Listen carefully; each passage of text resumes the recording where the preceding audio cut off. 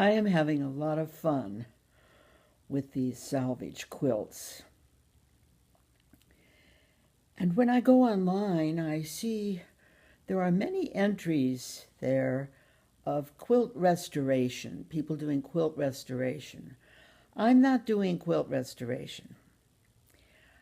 I'm not interested in trying to get a quilt rescued and back to how it was intended to be, but I'm more interested in using it as a springboard for some creative idea that might come as I spend time with it. In the case of this quilt, I was not very inspired. It was complete. It hadn't had much wear. It had this red ruffle.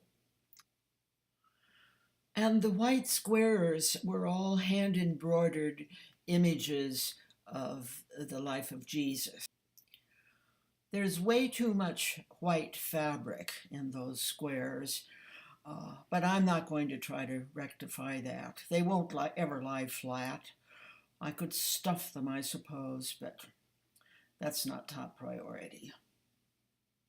Even then, I was not inspired.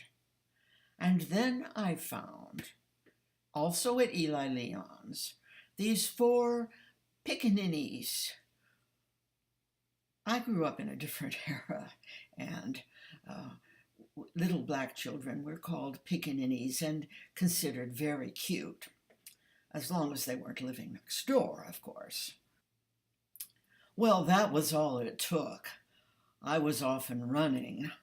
I had sewn them onto some vintage striped material from Eli's, so that took care of the center. I just had the rest of the quilt. I had a remnant from another quilt that had a diamond design, and so I cut those large diamonds apart and superimposed them on the Jesus quilt. Ta-da! Glory, hallelujah!